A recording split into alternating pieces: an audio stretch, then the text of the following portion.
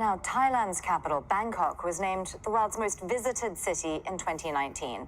With 40 million visitors, tourism is often referred to as the engine driving the country's economy. But with the state of global travel in the time of this pandemic, that engine is running on empty. Our correspondent, Scott Heidler, is in Bangkok.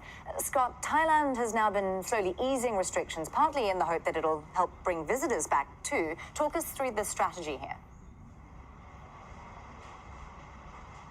Nastasia, absolutely. Yeah, we're in just the beginning of this week. Phase 3 was implemented. That's further relaxation of these restrictions because of COVID-19. We saw cinemas, some touristy areas like here, we're in Chinatown here in the capital, Bangkok. They're slowly opening these places. Now, there are still, registration at most of these locations that have a lot of people coming in with a barcode that you have to scan, or you write your phone number down so they can trace anybody. But, Thailand has been very fortunate in that it's had a very low level of infections, and also they were able to quickly flatten their curve. So that's something that's encouraging inside. But because there's such a reliance on tourists coming in, that has been the big challenge. Now, the government feels as though they have a plan where they can try to bring back tourists eventually. Thailand's natural beauty and luxury resorts draw visitors from all over the world and from all walks of life. At least it did before COVID-19. Its hotels and beaches now sit empty. The global shutdown has exposed the country's huge economic reliance on the travel industry, one that will never be the same after the pandemic. And wooing back foreign tourists is not going to be easy, but the government has a plan.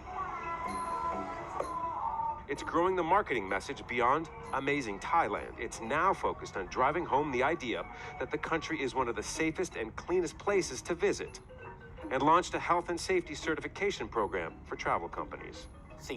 What tourists want to know now, yes, how beautiful the destination is, but also, is it safe to go there?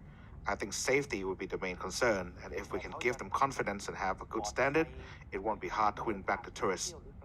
The certification program covers a wide range of cleaning procedures and regulations on how to protect staff and the public.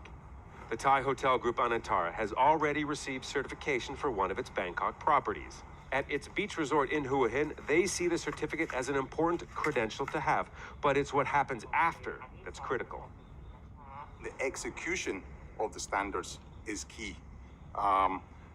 In terms of the manuals and the process and the standards, that's all very well, but it's the day-to-day interaction and delivery from the people that will make the difference. Despite having the first case of COVID-19 outside of China, Thailand has maintained low infection rates and quickly flattened its curve. Community cooperation and containment measures worked. The government now wants to capitalize on that as it calculates reopening. Bangkok Suvarnabhumi Airport here is the country's biggest and busiest. Over 80% of the 65 million passengers last year were international. But now it's been reduced to just a trickle of domestic and repatriation flights. It's going to stay that way at least until the end of June, when the international arrivals ban is lifted. It was put in place back in early April. With millions of jobs on the line, Thailand needs to see its airports busy again. But it'll be a slow and steady opening. If there is any increase in COVID-19 cases, any progress in building travelers' confidence could come crashing down.